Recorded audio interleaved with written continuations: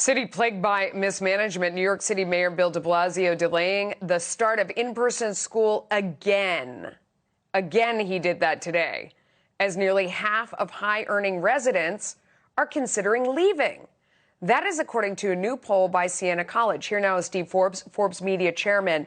Let me ask you about this poll first, because they found that 44% of people that they asked had thought about leaving New York City, and 69% citing the cost of living as the main reason to move. We bring this up as another data news point happening today, as we're seeing this all over the country. We were talking about it in California yesterday, as people are fleeing these areas now in a time of COVID because it's gotten even more expensive. Here we see more evidence of that trend continuing, but brain dead Bill de Blasio, instead of trying to make things better, he keeps school closed.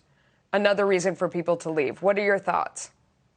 Well, that and the combination of higher taxes, which both the state and the city are going to hit residents with. I live in New Jersey. We're going to get hit with higher taxes. We're already getting hit with higher tolls and the like. And so people are going to go to areas that want people rather than those who are pushing them out.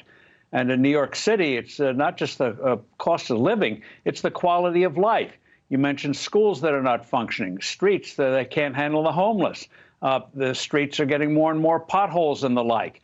Buildings are being run down. Businesses aren't coming back. They don't allow restaurants to open and become prosperous again. Entertainment industry dead, at least until next year. Those are hundreds of thousands. Why come to New York? You don't have to do it commercially as much anymore. And the things that attracted you, great restaurants, entertainment and the like, they're going to be a long time coming back, if at all, in a city that is hostile to people who produce things. Yeah. Meantime, the panic is spreading. If you look at, I want to bring up, there was a report in Bloomberg about Wall Street workers wanting their bonuses early this year. There's a number of reasons cited for that.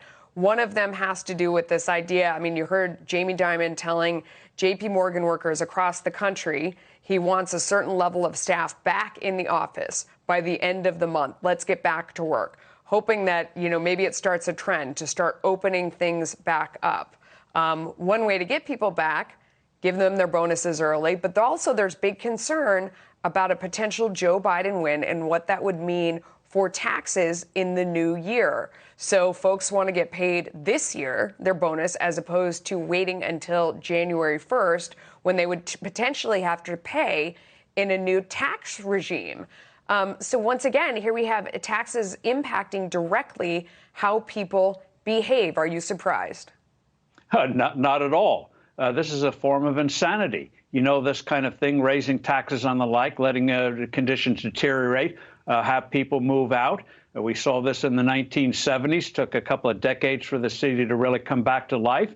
Now they're doing it again. That's why you see online jokes about Mayor de Blasio. They call him Bolshevik Bill, being the moving man of the month, salesperson of the month, because moving vans are having a great business moving out of the city, thanks to what de Blasio and others are doing.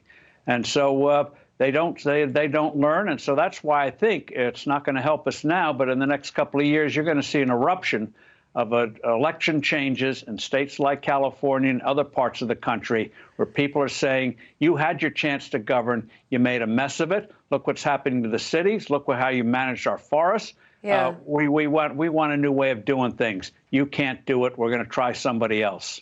Other people, other parties. I guess, although I would say, just as a parting shot, I mean, I'm worried about that because, for example, we have an election coming up in 2021 in New York. You look at Scott Stringer, he's the New York City comptroller. He says people of great wealth have done great in this city in the last 10 to 20 years. They should be prepared to step up and help out when all that happens. It's reasonable that people who have great wealth would want to help this city in which they make money. Just like in New Jersey, he wants to raise taxes. He's somebody who's aspiring to run for mayor next time, and he doesn't get it. He's saying, elect me and I'm going to tax the rich even more. So are you sure that in these cities, these politicians and the voters are going to learn the lesson? Quick last thought. Yes, we saw it in the late 1980s in New York City. That's how Rudy Giuliani got elected in the early 90s. man on a Republican label. That's why Bloomberg, after 9/11, people realized you got to go to a different kind of person, leader, than these traditional hacks who only know how to spend and spend and spend and tax and tax and tax.